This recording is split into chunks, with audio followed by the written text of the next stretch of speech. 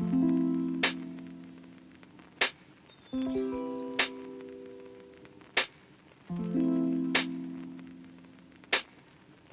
beautiful people, welcome to my channel. If you're new here, welcome, and if you are a returning subscriber, welcome back. It's great to have you in my little corner of YouTube where we speak all things adulting, faith and lifestyle.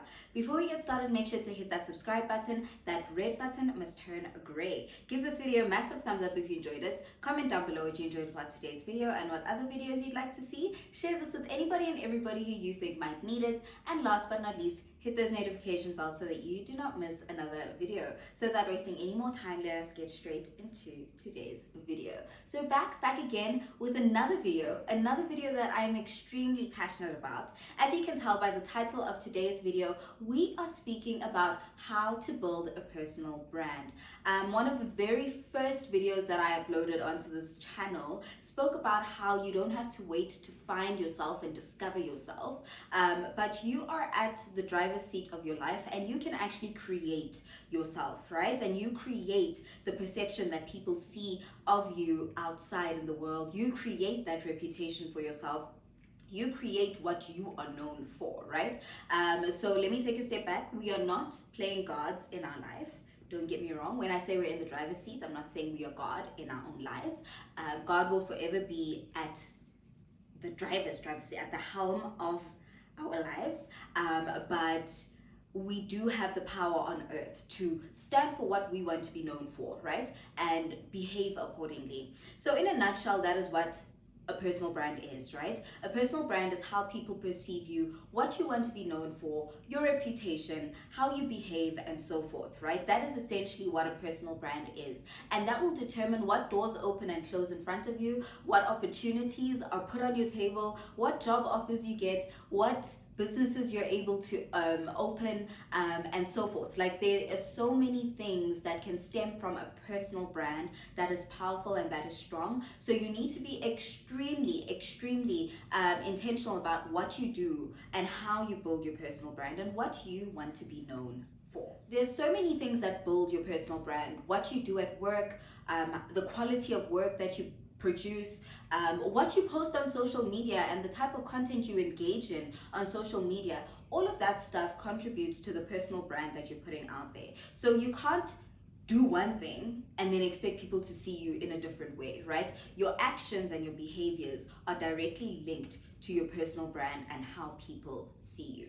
So I'm going to go through a few high-level tips and tricks as to how to get started with building your personal brand. The list is so much longer than this, and I am no expert, I'm no branding expert, but this is what I do, and this is how I've been taught to build my personal brand by my mentors, as well as by a lot of public figures that I follow, such as the likes of Michelle Obama, such as the likes of let me think, James Clear, Gary Vee, so many people, Mal Robbins, so many people have contributed to how I have started building my personal brand, and I continue to build it. You never reach a final destination with your personal brand, because as a person you are ever evolving, right? So as you evolve, your personal brand will evolve as well. I hope I'm making sense. So the first tip that I would like to share with you guys is, number one, figure out what goal you're trying to achieve with your personal brand. Are you trying to start a business? Are you trying to get a promotion at work? Are you trying to pivot your career? What are you trying to achieve with your personal brand? What doors do you want to be opened with your personal brand? Once you know that end goal, you're able to take steps back and be able to pave a roadmap of sorts to be able to help you reach that final destination. So figure out what you want to do or what you want to achieve once you have built this personal brand. The second thing you need to start thinking about is figuring out what you want to be known for. Do you want to be known as someone who is reliable, hardworking, ambitious, focused, selfless, loving? Or do you want to be known as someone who is spontaneous, someone who is reckless, someone who doesn't think before they act? Do you want to be known as someone who is unreliable, someone who is not punctual, someone who doesn't dress well, someone who So a lot of these small things that we overlook on a day-to-day basis, those tiny things contribute to the bigger picture of how people will see you. If you want to be known as someone who is hardworking, someone who is perceived well, someone who takes themselves seriously, how are you dressing? How are you speaking? How are you treating people? How are you treating yourself? How are you presenting yourself to the public? So figure out what you want to be known for and how you best want to be described by people around you. This can be your friends, your family, your colleagues, your business partners, whatever it might be. They want to be like, oh, I want to do business with Rori. She does so well. She gives her all. She has expertise in A, B, and C fields, and I want to have her in my corner, right? So those are the things that a personal brand can do for you. When you know what you want to be described as, that's how you're going to start behaving, right? Because you can't be wanting to be known as someone that is punctual and then you arrive late to each and every event that you're invited to, for example. That is a very minor example, but think about it like that. Someone who's hardworking, but then the quality of your work is not on par. Make it make sense. Things need to correlate. There needs to be a direct correlation between what you want people to see and what you want people to think of you and how you want them to describe you and how you behave. There needs to be that linear correlation between those two. To add on to this point, you need to figure out, what your talents, your unique traits, your skills are. What are you strong at? And leverage those, because nothing is more painful than building a personal brand on something that doesn't come naturally to you. So if you're not good at singing, you can't expect people to say, wow, Rory is a good singer, when you don't have that talent. We have all been given different talents in this world. There's a parable in the Bible that speaks about it as well, but I'm not going to get into that. We've all been given different talents. We are all many parts and one body of Christ. There's so many different places in the Bible that actually allude to this point. We can't all be an arm, right? So what is your talent? What makes you unique? What is your skill? What is your knowledge set that can set you apart and make you stand out from everyone else in the room? When you walk into a room, they can be like, there's our Excel expert. There's our singer. There's our creative director. There is our project manager. They need to be able to see what is strong in you and what makes you different, and leverage that to kind of bring together this big picture, So that's what you need to leverage. And those are things that come naturally to you. So you literally wake up and you already know that you are a good stylist. You don't have to go an extra mile to prove to people that you're a good stylist. These are things and talents and skills that God has blessed you with that come naturally to you. And that is what you're going to be known for.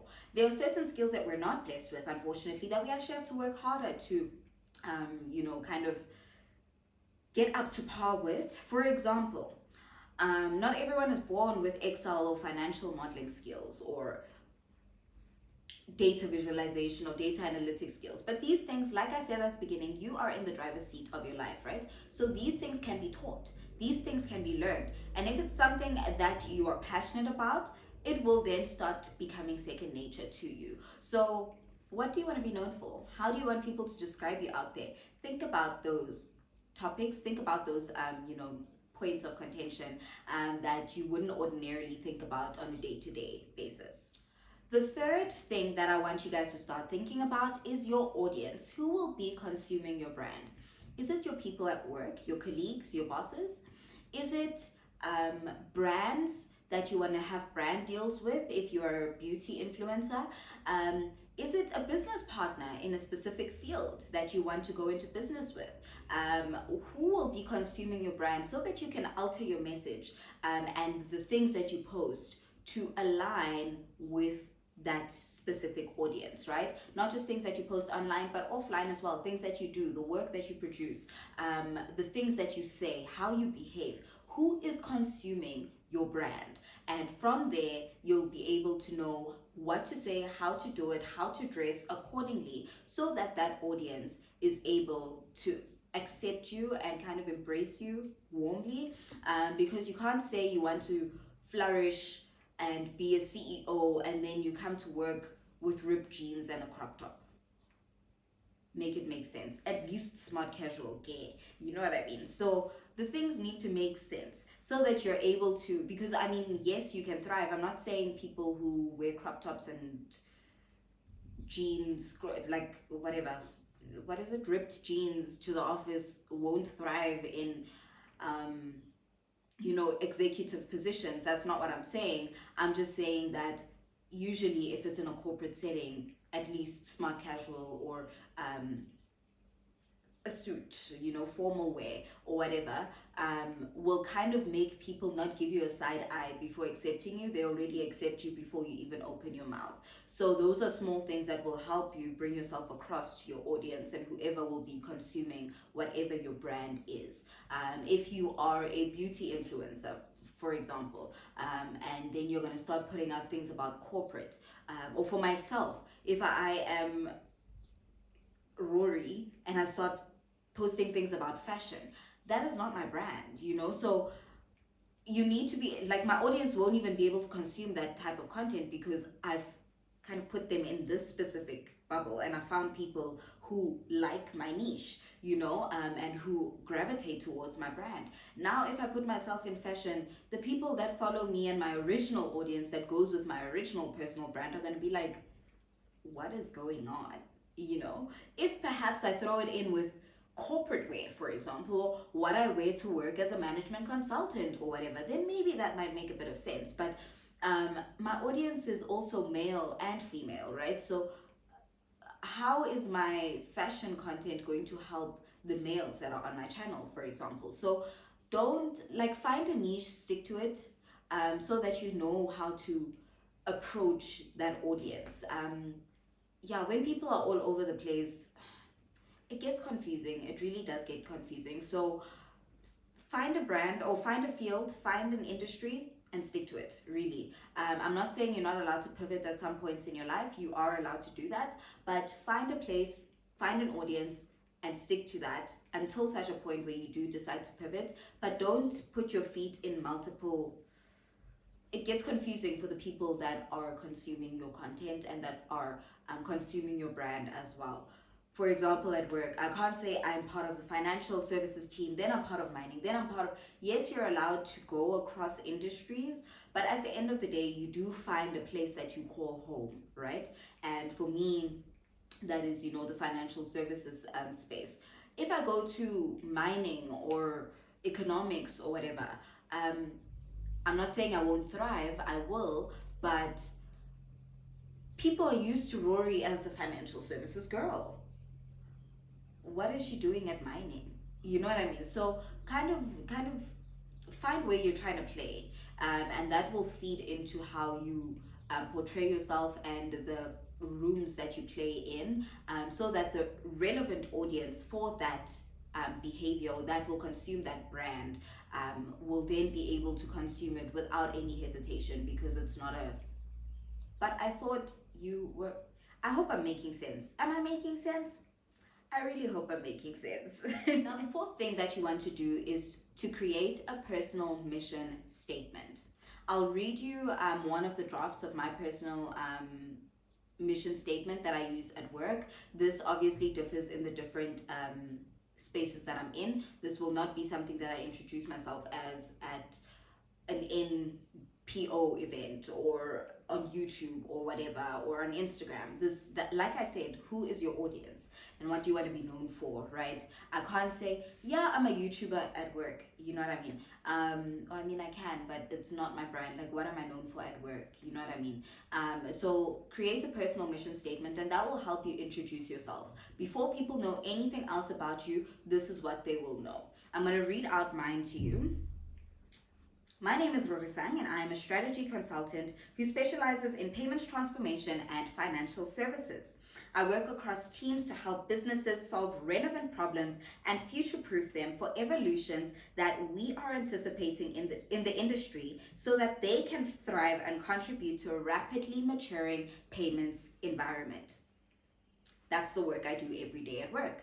So when I go into a business meeting or a meeting with a client, that's the first thing I'm going to do. When I'm at a networking event at work and they say, hey, Rory, tell me a bit about yourself. That is what I will lead with. Before I get into, yeah, in my spare time, I'm a gymaholic, you know, I love reading. I'm an avid personal development activist or whatever. Um, Before all of that, this is what they want to know. Your strong point is in payments, transformation, and financial services. You work across teams. That means you know how to collaborate so that you can help businesses solve problems. You know what I mean? So, what is your personal mission statement?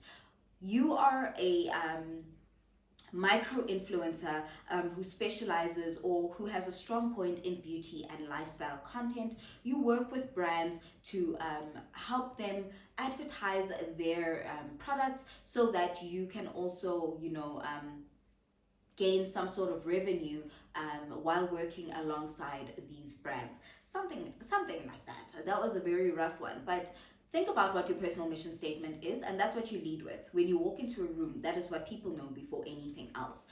That is how you build your brand, right? Because if you don't even know what your personal mission is, how are people out there supposed to know? What are you trying to achieve? What are you trying to portray to the world? Those are things that you really need to be intentional about thinking about. The fifth thing that I want to talk about is building your personal brand online. Now, we are a very digital world at the moment, and it will continue digitizing as we continue to advance in the technological sphere, as well as how, as you know, in the Internet of Things continues to improve as well, and access to internet and stuff continues to spread across the globe. Right? Why can't I speak across the globe? So your social media or your online platforms are the first thing that people will know. If you're looking for a new job, people are going to go and stalk you on LinkedIn. People are going to go stalk you on Instagram. So what are you putting out there that will help you build a brand? If you want to be known as a Jesus freak, like myself, what content are you putting out? You can't be putting out red cups and you at Groove 24/7 when you want to be accepted in a professional setting, or you want to say you want to lead the youth ministry at church, but your Instagram and your LinkedIn and your Twitter are saying something else. So you need to be intentional about what you post, because your online presence precedes your physical presence. People already know you before you walk into that room, or they know what you've put out there before you walk into that room. Before a person even considers you, or a company even considers you for a job offer, they would have stalked you on Facebook, on LinkedIn, on Instagram, on Twitter, listen, on your personal blogs. Literally, go after this video. After this video, don't do it now. After this video, go onto LinkedIn, type in your name, and see what pops up. For me, my Instagram will pop up, and because I'm a I don't like calling myself a public figure. I'm a YouTuber. The first thing that's gonna come up is my Instagram, my YouTube, and my blog. Right? Those are the things that will come up when you Google my name. Go and Google your name and see what pops up. See what type of posts pop up. See what type of pictures, when you go to images, pop up. Are you there on top of tables and with red cups, but you're expecting a law firm to hire you? Small things like that. And also, one thing I must tell you, once you have posted something on the internet, even if you've deleted it, it is living somewhere. It is never deleted forever. And you don't want to find yourself 20 years from now suffering the consequences of a post that you made when you were in varsity, or a post that you made when you were in your first few years of working, trying to build your career, where they're depriving you of an executive role or a CEO role or whatever because of something that you did. I can't remember who the lady was. She was running for Miss SA at some point, I think 2-3 years ago.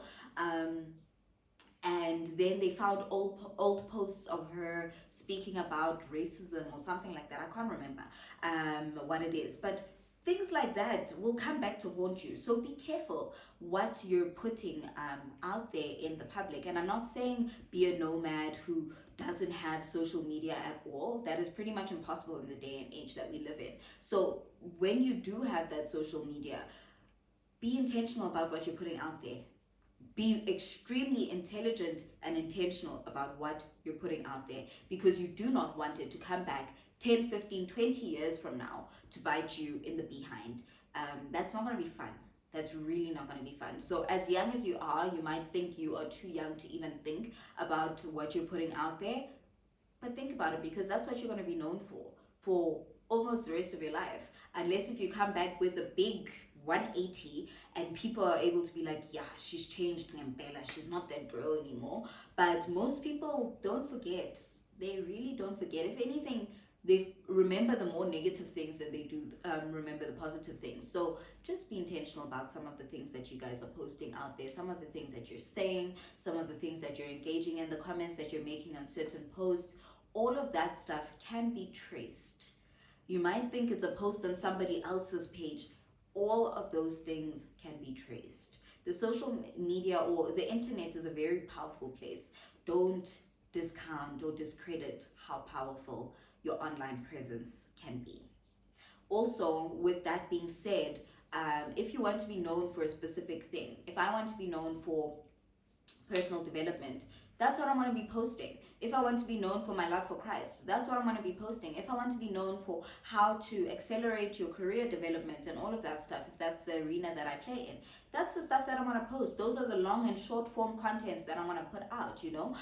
So just think about that, and that can really help you, build a solid foundation to how you portray yourself and how people know you as well when you go out into the world. Now, the last thing that I want to talk about is something that I struggle with, because I am a very, very, very reserved, very shy person, always to myself, but growing your network, and not just growing it, but nurturing your network, and nurturing your network with people who are playing in the same fields as you, but also people outside of that. A lot of people come to me on my Instagram and whatever. Hey, do you know anyone in the engineering space? Do you know anyone in the law space? Do you know? If I'm not building my network, I won't be able to refer them to someone who can help them, right? At least Rez helped me know a lot of people. I know people in education, people in law, people in the science fields, people in the accounting fields, and so forth. People at church as well, you know, if you are invested or if you serve in certain ministries, you get to know certain people. That is growing your ministry. If you're at work, your network, sorry. That is growing your network. If you are going into the workspace, you know people in the IT department, you know people in your department, you know people in the HR department. And that is how you're able to find your way around and move into certain spaces that you wouldn't ordinarily be moving into. And also with building this network, how are you portraying yourself to these people? Are you someone positive? Someone that people would love to have on their team? Someone that people would love to help? Or someone that people would vouch for in different rooms? Or are you someone who is like, oh, you know Rory? Yeah, she's not the greatest. Yeah, I mean, so think about those things. Think about what you want to be known as, and continue to keep that same energy when you go into, your network building missions. Yeah, I'm still, like I said, I'm still working on building my network. I am still very young in my career, so it's something that I continue to work on a day-to-day basis. And I think in consulting, that's the nice thing. I think that's one perk about consulting, that you meet so many different people from executive level to the lowest person on the food chain, and you're able to have conversations with those people, and even long after a project is done, they're able to be like, yeah, I remember that name, she worked really well on a project with me, she gave me advice about A, B, and C, and she even asked about my daughter. she tutored this one on, certain things like that. So genuinely be very intentional about the people that you have in your network, and these are people that need to be able to bring value into your life and vice versa. Don't just build a network for the sake of building a network. Nurture those relationships, and you can only nurture relationships that you're finding value in. So just think about those things and keep those things at the back of your mind as you go on this journey of building your personal brand. So in closing, your brand precedes you. It's what people know before they even get to know your insights, the nitty gritties, and to be honest, yes, you can get good marks at school. I don't know, man. You can thrive in so many areas, right? But how you package all of that is what will make your personal brand strong. How you package that and leverage it to be able to tap into certain rooms and open certain doors is what makes your personal brand strong. So don't just think you're doing well at work that you can chill.